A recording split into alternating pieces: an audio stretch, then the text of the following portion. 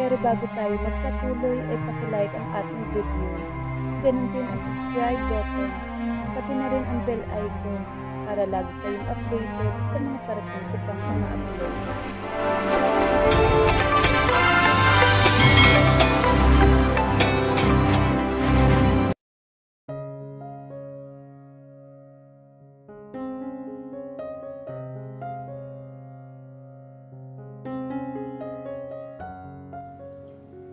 Napaurong si Axel habang nakatingin sa magkakambal na nasa kanyang harapan. Bakit kamukha niya ang dalawa? Anak ba sila ni Nicolo? May nabuntis ba si Nicolo na itinatago nito? Pero mas kamukha ko silang dalawa. Nagsing-abot na naman ang makapal na kilay ng dalawang bata habang nakatingin sa kanya. Halata sa mukha ng mga ito na hindi nagustuhan ang mga ito ang kanyang mukha. Hindi niya maintindihan ang kakaibang pagpintig ng puso niya. Parang kilalang kilala ng puso niya ang mga ito. Binitiwan niya ang dalawang bata. Titig na titig siya sa mga ito. Hindi niya maintindihan ang kanyang nadarama. Bakit gusto niyang yakapin ang mga ito? Bakit parang gusto niyang maiyak? Hey old man, bakit ganyan ka makatingin sa amin? Tanong ng isa. Kunot ang noo nito. Who are you guys? Tanong niya sa mahinang boses. It doesn't matter, mister. Next time, don't block our way. Ani naman ng isa. Maangas ito. Tila ang tapang-tapang at walang kinatatakutan. Hey Jiho! Ani pa ng isa. Mataman siyang tinitigan ng mga ito. Nagbulungan ang dalawa. At halata sa itsura ng mga ito na hindi niya nagugustuhan kung anuman ang binubulong-bulong ng mga ito. Sino kayo? Muli niyang tanong sa mga ito. We don't talk to stranger, mister. Sabay na sagot ng mga ito at sabay tulak rin sa kanya. Na out of balance siya. Mabuti na lang nakabawi rin siya bago siya tuluyang matumba. Mabilis na naman nagtatakbo ang dalawang bata pagkatapos siyang itulak ng mga ito. Susundan sana niya ang mga ito kung hindi lang. Daddy? Masayang bulalas ng patakbong si Janela sa kanya. Mami, alam mo bang may crush sa Jiho sa school namin? Uwi ka naman ni Jared. Kasalukuyan kaming kumakain ng hapunan ngayon. Inis na napatingin naman si Jiho sa kakambal. Nandito na naman itong panunukso ni Jared sa kanyang kakambal. Ilang beses na niyang sinasabi na may crush itong si Jiho. Anong crush yung sinasabi mo dyan? Hindi kaya ikaw ang may gusto doon? Sino magkakagusto sa maarting babaeng yon? Naiiritang tanggi naman ni Jiho. Kung hindi mo crush sa Janela, bakit mo siya sinusundan ng tingin? Nabangga ka tuloy na matandang lalaki na may masamang ugali. Masama ang tinginan ng kambal. Alam kong mayat maya lang, magkakapikunan na ang mga ito. Jiho, Jared, itigil nyo nga yan. Ayaw kong mag-aaway kayo ha. Hindi maganda ang pakiramdam ko ngayon. At nasa hapagkainan tayo. Please lang. Natahimik naman ang dalawa sa kasabay na napayuko. Sorry po, mami. Sabay sambit ng dalawa. Sabay kong ginusot ang buhok ng dalawa. It's okay, baby. Hindi makakabuti sa magkakapatid ang laging nag-aaway. Lalo pat kambal kayong dalawa. Pangaral ko naman sa dalawa. Naiintindihan niyo ba si mami? Opo, mami. Sabay naman na sambit ng dalawa at tango. Lihim ako napangiti sa itsura ng kambal. Ang cute kasing tingnan ng mga anak ko. Hindi naman ako swerte sa kanilang ama, pero napakaswerte ko naman sa mga anak ko. Mami, ani naman ni Jiho. Nakaharap po namin kanina ni Jared yung lalaki na nasa magazine. Napakunot noon naman ako. Sinong lalaki na nasa magazine? Yun pong inagaw ang kagupuhan namin. Yun pong baklang lalaki na may masamang ugali na nasa magazine dun sa airport. Si Jared naman ang sumagot. Kunot-tuo akong inalala kung sino ang tinutukoy nila. Nabilao ka na kung bigla nang naalala ang tinutukoy ng dalawa. Agad naman akong binigyan ng isang basong tubig ni Manang Mercy. Salamat, Manang. Ani ko sa kanya na nahimasmasa na ako. Are you okay, ma'am? Tanong naman sa kanya ni Jiho. Rumihistro naman ang pagkaalala sa mukha ng kambal. Okay lang ako. Ano nga yung sinabi ninyo? Yun na nga ma'am, nakabanggaan kanina ni Jiho yung lalaki ni nasa magazine.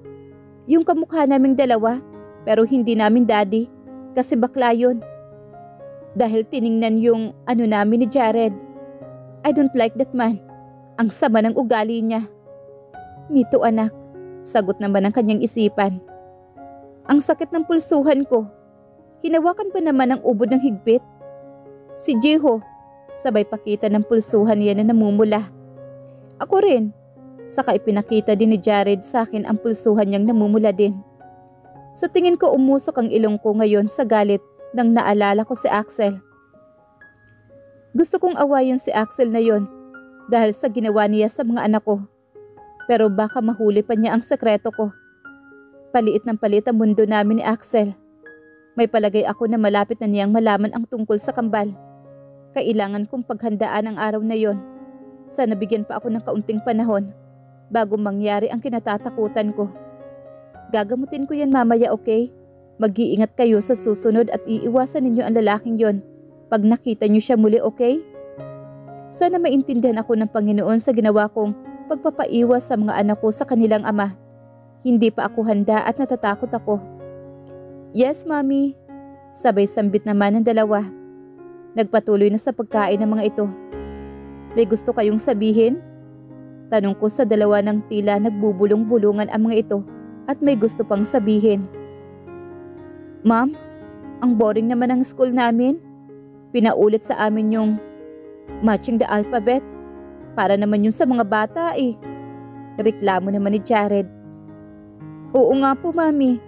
Tinanong ko nga po ang teacher namin kung kailan po kami pwede mag-aral ng multiplication table. Tapos sabi niya, hindi daw namin yun pag-aaralan. Wika naman ni Jiho. Isa pa ito sa dahilan at medyo nahirapan ako sa kanilang dalawa. Para sa kanila, pambata lang yung pinag-aaralan nila na angkop naman talaga sa edad nila. Kaya naging boring na iyong pag-aaral sa kanilang dalawa.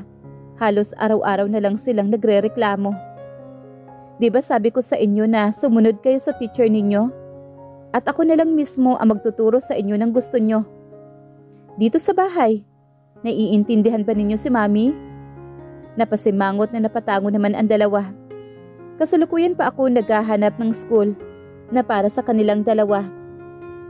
Para hindi naman sila maboring sa pag-aaral. Kaya lang, mahirap talaga maghanap ng mga ganoong paaralan. Lalo pat napakamahal naman ng mga tuition ng mga yon. Hindi kami naghihirap ng mga anak ko. Pero hindi din naman kami mayaman. Sakto lang ang buhay namin. Simple man, pero masaya naman kami. Kinagabihan hindi ako halos makatulog. Hindi mawala-wala sa isip ko ang sinabi ng kambal sa akin kanina. Nahalata kaya ni Axel na kamukha niya ang dalawa? Hindi talaga ako mapakali. Hindi ko mapirme ang pagkahiga ko, kaya napabangon ako. Palakad-lakad ako sa loob ng aking kwarto at balisang-balisa ako. Diyos ko, gusto kong malaman kung ano ang ginagawa ni Axel ngayon. Kung sumasagi ba sa kanyang isipan ang kambal at kung may ginawa siyang hakbang ngayon para malaman ang totoo. Kailangan ko na bang kabahan?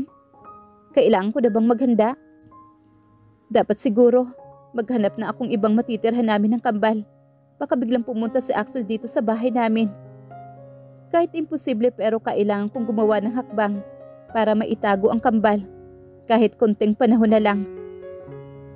Kailangan ko lang maghanda. Ayaw ko pa ngayon. Kailangan ko lang ng kaunting panahon. Iisipin ko palang nakukunin ni Axel mula sa akin ang mga anak ko.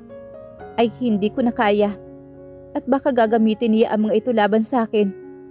Siguro dapat ko nang tanggapin ang alok ni Alfred na doon na muna kami titira sa mansyon niya pansamantala. Mukhang safe naman kami doon dahil hindi naman maliligaw si Axel doon.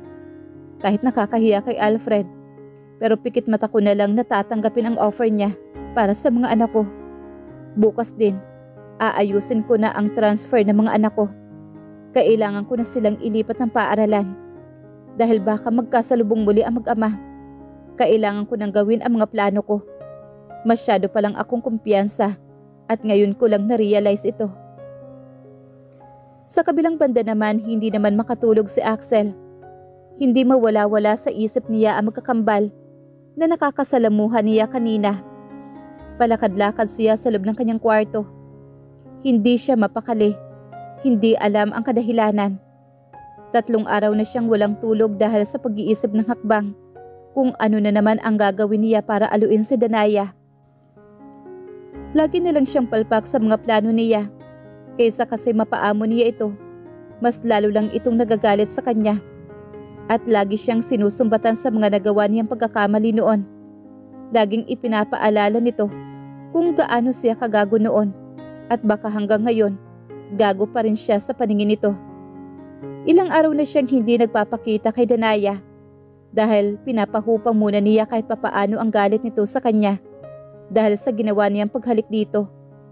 Gulong-gulo ang isip niya sa pag-iisip kung ano ang gagawin niya para mapatawad lang siya nito. At ngayon dumagdag pa sa alalahanin niya na gumugulo sa isip niya ang 2 bata na nakita niya kanina. Bakit kamukha niya ang mga iyon? Bakit parang may kumudlit sa puso niya habang nakatingin siya sa mga ito? Napahinto naman siya. Saka lang may nag-sink in sa isip niya. Posible kaya yun? Oo, posible yun. Dahil hindi niya pinainom si Danaya ng pills noong mga huling buwan na magkasama sila. Dahil gusto na niya ito magbuntis. There's only one way to find out. Agad siya nagbihis at handa na siya para umalis. Kailangan niyang pumunta sa lugar na makakasagot sa tanong niya. Dahil sa walang tulog kaya medyo namumugto ang aking mga mata ngayon. Papaumaga na ako nakatulog. Maaga din ako nagising. Hindi talaga ako mapakali hanggat hindi ko nakakasiguro ng safe ang sekreto ko mula kay Axel. Kaysa sa mabaliw ako sa kakaisip ng mga pwedeng mangyari, napagpasyahan ko na lang na labhan ang ilan sa mga labahin namin. Pagkatapos kong maglaba, nagsaing ako ng kanin. Nakahiligan na namin ang kumain ng kanin sa umaga. Pagkatapos kong magsaing gamit ang rice cooker, ang pagsasampay naman na nilabhan ko ang ginawa ko. Mas mabuti nang may pinagkakaabalahan ako kaysa kung ano-ano ang pumapasok sa isip ko. Paano kung pumunta ngayon si Axel dito sa amin, tapos makita niya ang kambal? Bakit ba hindi ko naisipan na ilipat agad ang paaralan ng kambal nung nakita ko sina Axel at Wilma, nakasama ang anak nila sa paaralan na yon? Ang tanga-tanga ko. Paano na lang kung biglang dumating si Axel dito sa bahay namin dahil naghihinala na siya? Sana hindi na mangyayari ang iniisip ko. Kasalukuyan ako nagsasampay na natigil ako sa aking ginagawa. May nakita kasi ako na nagpakaba sa akin ng sobra. Itinigil ko ang pagsasampay at humakbang ako papalapit sa kotse ni Axel. Bakit pa nandito na naman siya? Mabuti na lang at tulog pa ang kambal. 5:00 pa ng umaga at mamayang 7:00 pa ang gising ng mga iyon. Kumatok ako sa bintana ng kotse ni Axel. Sa driver's seat sa bahagi, ilang minuto pa ang hinintay ko bago bumukas iyon. At bumulaga sa paningin ko ang gusot na buhok ni Axel. Mukhang kagigising lang nito. At ang gwapo pa rin niya sa paningin ko. No, hindi ko kailangang tumingin sa panglabas na anyo niya. Sa kabila ng kaba na aking nadarama, may oras pa talaga ako na hangaan siya. Marami siyang atraso sa akin ngayon. Nandito na naman siya at kinakabahan ako ng sobra. Good morning, baby. Napaismin naman ako sa bati niya. Ano na namang ginagawa mo dito? Sita ko kaagad sa kanya. Kailangan ko na siyang mapalayas.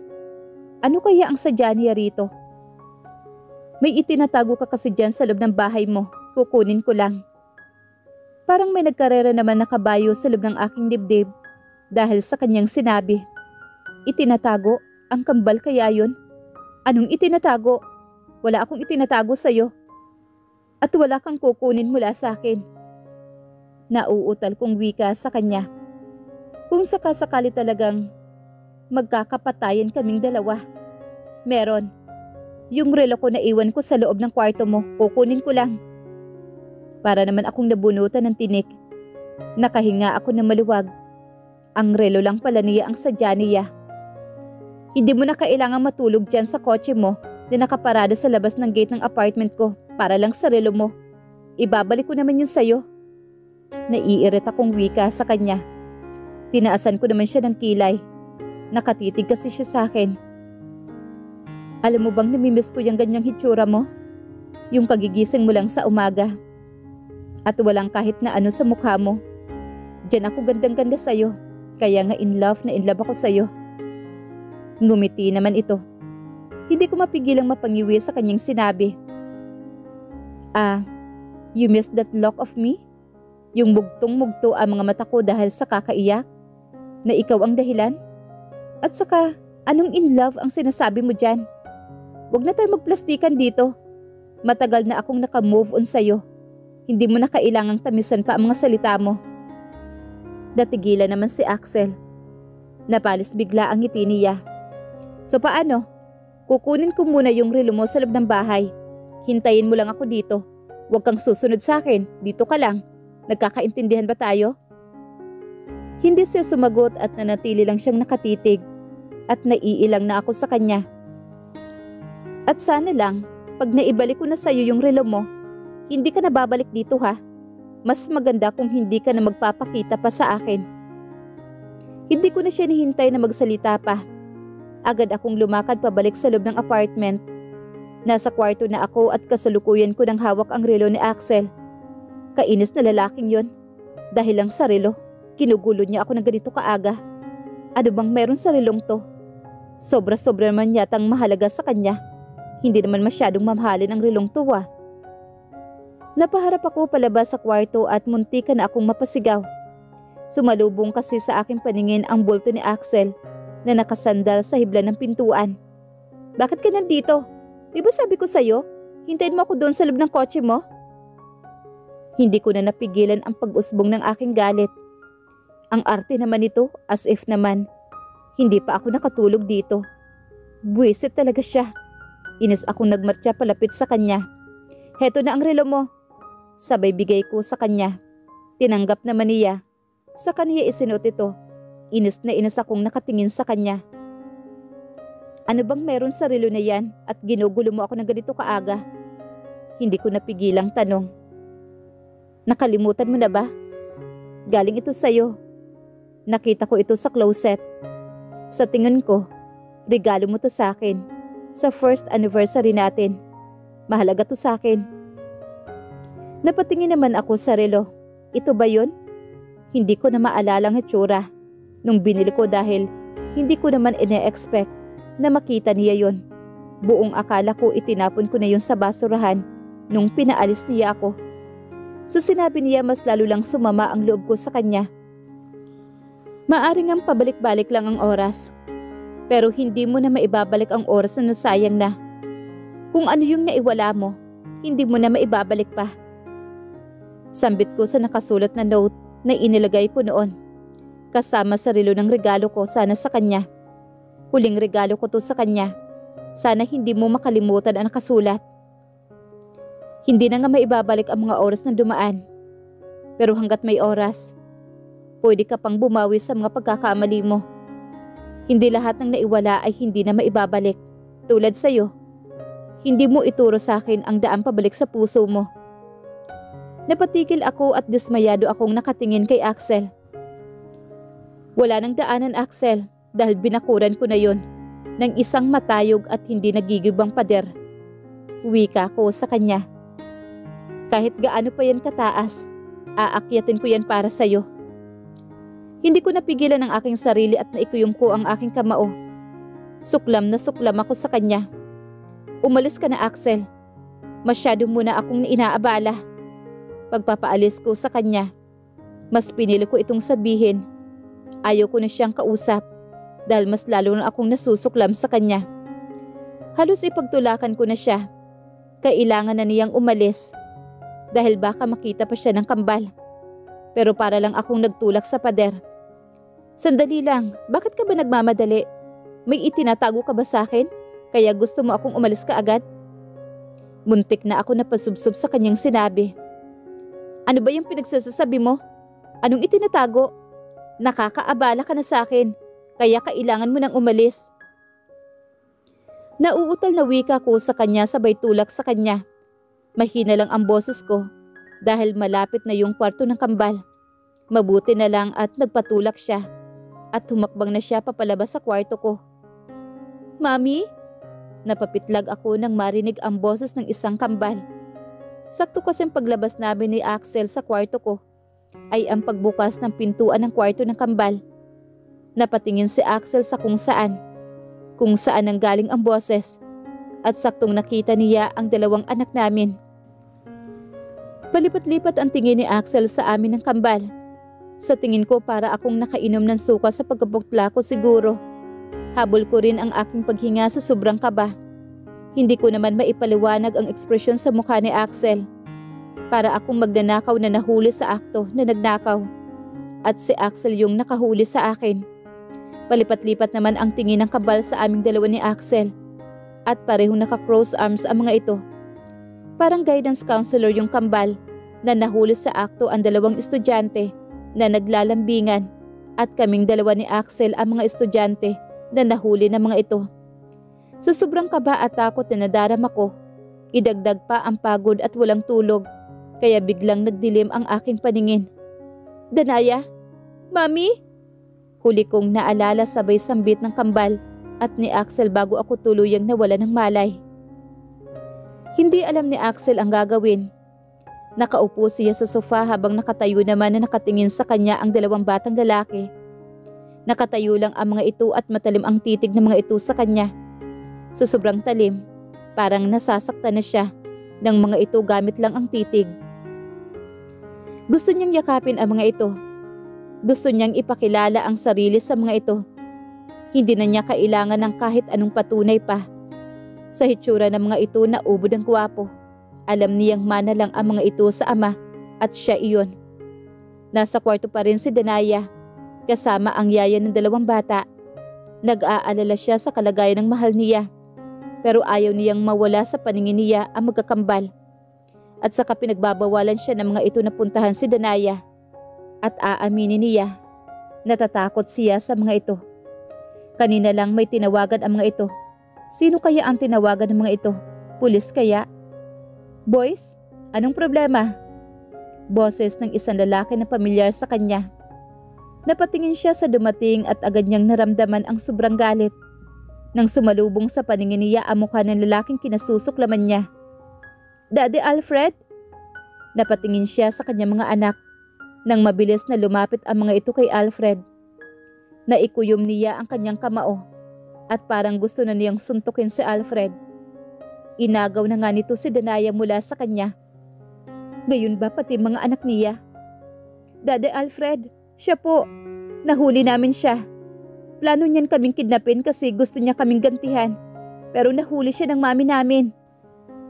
Napatayo naman siya. Napatingin naman si Alfred sa kanya. Nagkasukatan ang titig nilang dalawa. Pareho silang galit sa isa't isa. Kung wala sana ang kambal, kanina pa siguro sila nagkasuntukan. Anong ginagawa mo dito, Mr. De La Cuesta? Di ba ako dapat magtanong sa'yo niyan? Pamilya ko ang nandito at hindi sa'yo. Madiin niyang wika sa kanapatingin sa kanyang mga anak. Boys, lumapit kayo sa akin. Ako ang daddy nyo at hindi ang Alfred na yan. Hindi niya napigilang sambit dahil hindi niya kayang isipin na daddy ang tawag ng kanyang mga anak kay Alfred dahil sa kanya lang ang titulo na yon. Hindi ka namin daddy. Si Daddy Alfred lang ang daddy namin. Siya lang. Wika ng isa sa kambal. Huwag ka rin magsisinungaling. Dahil yung totoo namin daddy ay patay na. Alam namin kaya ka nandito para saktan ang mami namin. Pero hindi mo siya masasaktan dahil nandito na ang Daddy Alfred namin. Dagdag naman ng isa. Napaurong naman siya sa narinig. Ang mga salita ng kanyang mga anak ay parang libu-libong aspirin na tumutusok sa kanyang puso. At ang sakit, napakasakit.